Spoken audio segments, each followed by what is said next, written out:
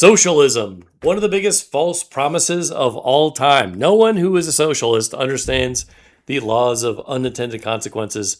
They just sit around saying, hey, why don't we just embrace rent control, right? Well, what happens when you embrace rent control and take away the profit incentive? Well, people don't want to create new houses anymore. People don't want to create new apartment buildings. So the only thing that happens in these cities is supply of housing goes down. And this is a major current issue right now. Marco Rubio fully understands this. He has ancestors from Hispanic countries that suffered under socialism, sadly. And Jim Jordan understands the failures of socialism. And, like tens of millions of people that had to escape socialist and communist regimes understand the false promises of socialism. They promise everything and deliver nothing.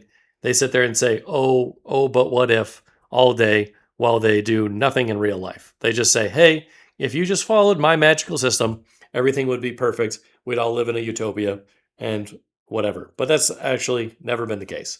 Anyways, let's see what Mark Rubio has to say. The bottom line is that unless the Democratic establishment steals it from him, Bernie Sanders, a Democratic socialist, is going to be the Democratic nominee for president.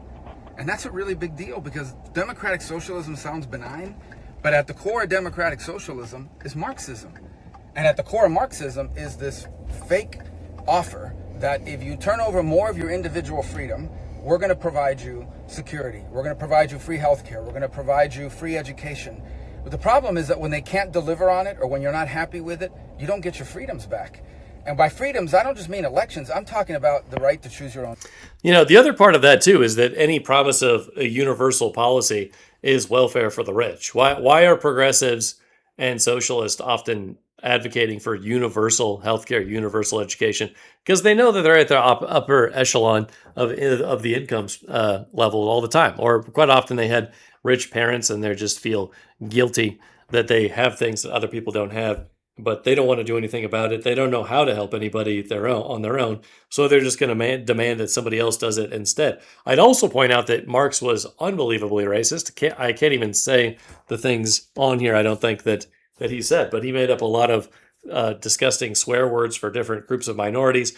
Marx, if you read the letters between him and his friends, I mean, that's the type of stuff that Marx would write.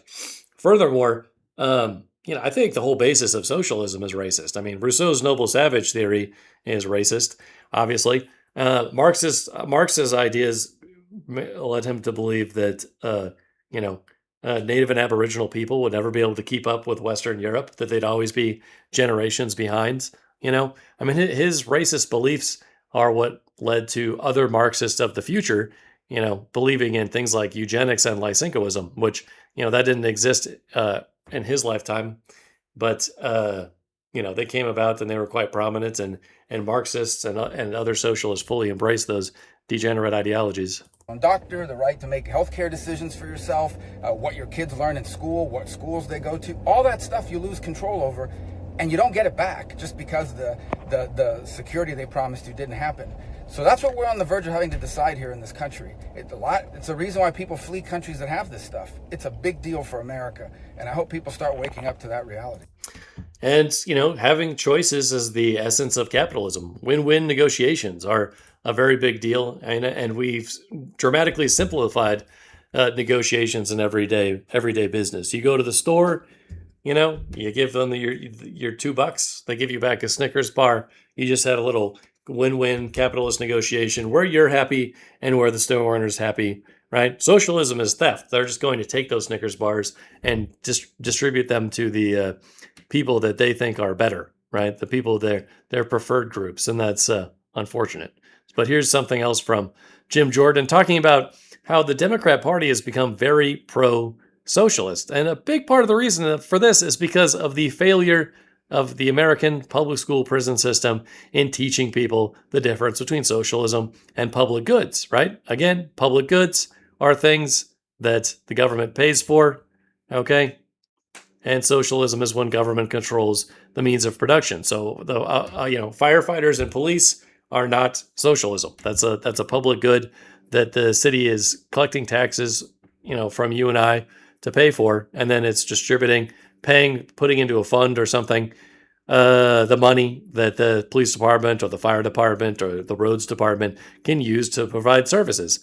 And so I don't totally agree with, they say it's a market failure, which gives people some bad ideas about this. I think that the private sector could provide a lot of these things, but I'm a libertarian, so that's my worldview. Socialism is a broader economic system where the public or state owns the means of production, while public goods exist in capitalist societies. Socialism seeks to restructure the entire economy to reduce inequality, and they're total failures at that. It's just a bunch of false promises. They've never achieved it ever. So, public goods are non-excludable, available to everyone, like the fire departments that protect certain regions. But let's remember, still, even to this day, right? They call it a market failure that that public sector fire departments exist, but still, even to this day, about 2/3 of firefighters are volunteers. And a lot of people have lied about the way fire departments work a century ago. It kind of varied a bit city by city. Some cities were better than others, but sometimes you would have like insurance, right? Well, who was it? I think Benjamin Franklin. Was it Benjamin Franklin that created that little private sector fire department? I think it was him. I can't remember for sure, but maybe you guys could look it up and see who it was and let me know. Where the fire department would protect certain regions. It's not the case where they would just like skip your house because you hadn't paid your firefighter dues. It was like they would have a fire department for a particular area. And then the cities took over that responsibility from the private sector, but they didn't dramatically invent anything or change anything. Anyways, let's hear what Jim Jordan has to say. Jordan, Congressman, Chairman, I remember when you and a lot of other people first started getting a lot of traction on Capitol Hill in Washington with the Republicans' Tea Party movement back in 2009. Yep. And I've always believed that crack up was going to eventually hit the Democrat Party. They had a guy like Barack Obama who managed to keep them together for a long time. But I think that the crack up has finally hit the Democrat Party, and I don't know what in the world they're going to do about it. Well, no, and it's sad. I said this earlier today that the once great party of FDR and JFK is now anti-Israel, anti-Semitic, and pro-communist, pro-socialism, and that is frightening. Here's how bad it is, Charlie. Dan Goldman, the impeachment lawyer that Adam Schiff brought in when he went after President Trump 6.5 years ago, he wasn't good enough for the radical left. I mean, I spent 4 months in the bunker in the basement of the Capitol, myself and our chief counsel, with Adam Schiff and Dan Goldman, doing depositions, doing hearings, because they wanted to do it in the secret confines of the Intelligence Committee. And even Dan Goldman's not good enough for him. That is how radical it's become. And a lot of people are talking about how this could benefit our party. I look at it in a broader way, and you said this earlier. I think this is bad for the country. That, again, a great political party is now socialist, radical, anti-Semitic, anti-Israel. That is not good. And we need to make sure, frankly, that in our party, none of that anti-Semitism, anti-Israel stuff creeps into our party. I think that's really, really important. And I think it's kind of interesting talking about Dan Goldman. He got beaten by Brad Lander, and Brad Lander, about a year ago, distanced himself from the Democrat Socialist Party. He rebuked them because he said, according to his own words, that they celebrated the October 7th attack, a terrorist attack in Israel. Now, that guy is going around campaigning with those people he accused of that. So that tells you just how far these people are willing to go in order to, what they believe, to cling to power. Yeah, and look at the margin. Goldman, he just didn't, my colleague, he just didn't get beat. He got crushed. He got beat by like 30-some points.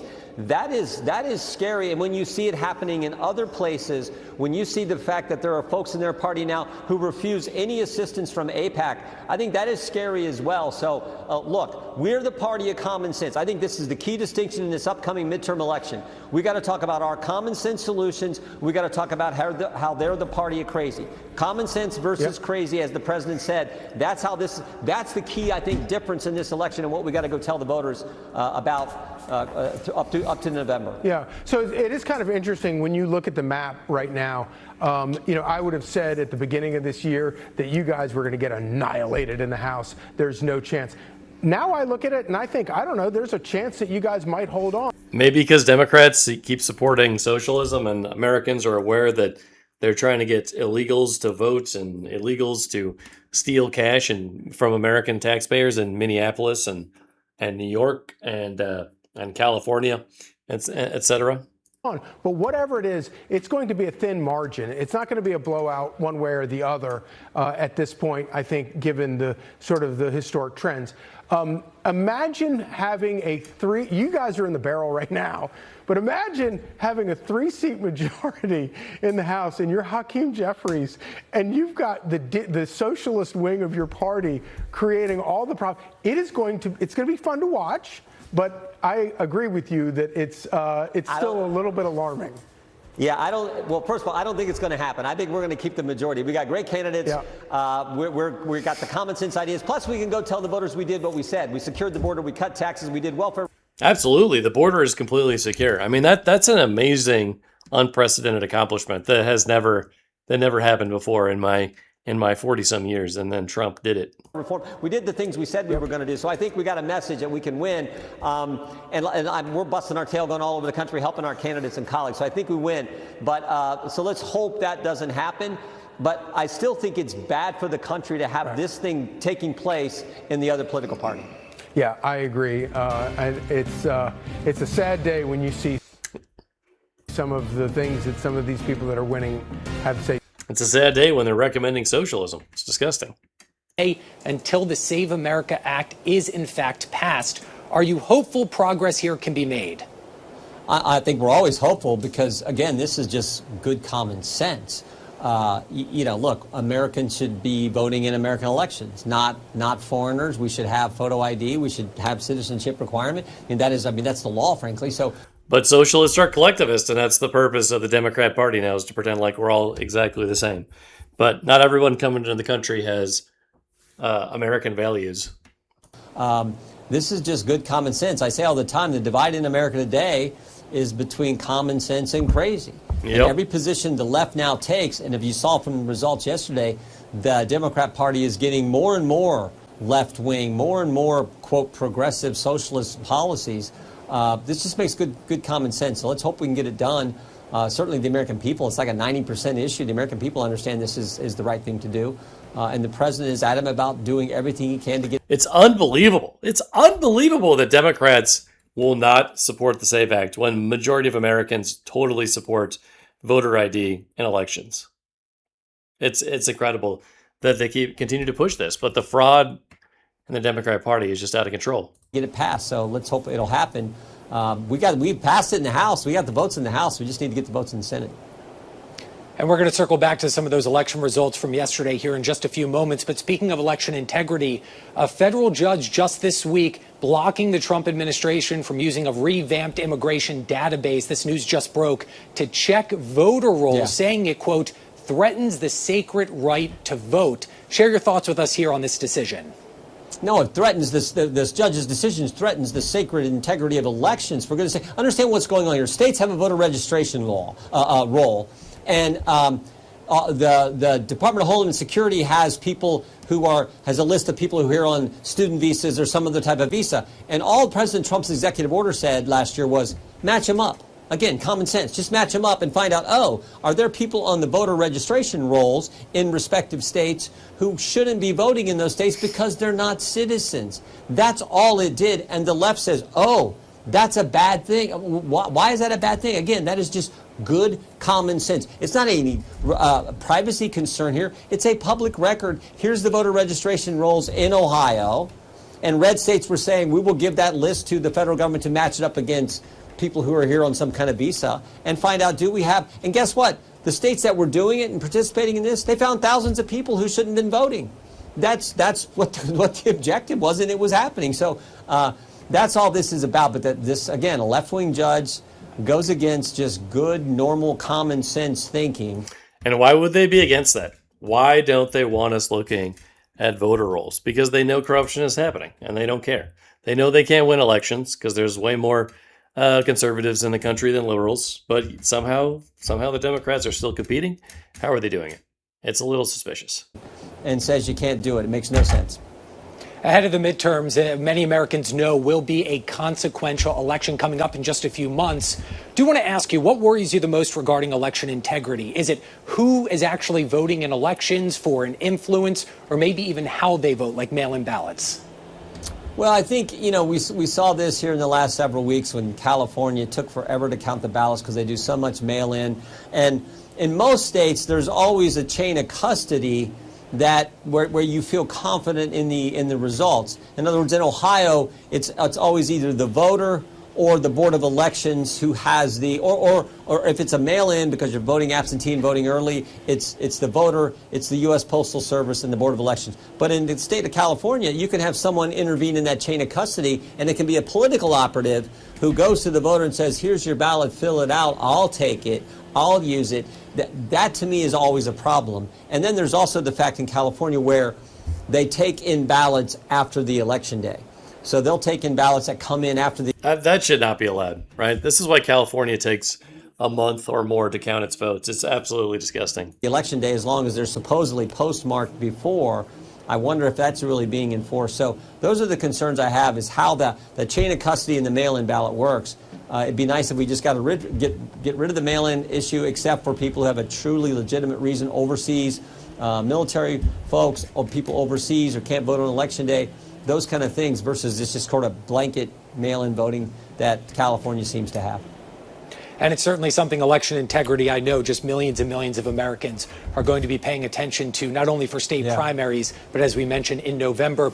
Do want to switch gears here to Act Blue for a moment. Earlier this month, CEO Regina Wallace-Jones pleading the fifth. We counted here 22 times while testifying about alleged donor fraud and That's terrible. We've done videos about that before, but let's check this one out real quick. Stop the stupid policy of sanctuary jurisdiction that led to the tragedies that these families are going to testify and talk about today. I think that's for our next video. But yeah, a lot of corruption going on with Democrats. It's really not okay. We need to clamp down on that. We really need to oppose the socialist worldview. But how do you deal with the 12 years of public school prison indoctrination that millennials and Gen Z have gone through? That they don't understand the most basic concepts of civics. Come on. And I did look it up. It is Benjamin Franklin that had a fire department in Philly, and where he protected large areas. People gave money to his fire department, and then they protected the entire town. So that's pretty cool. But anyways, thanks for watching. Leave a comment. It's all appreciated. Have a great day.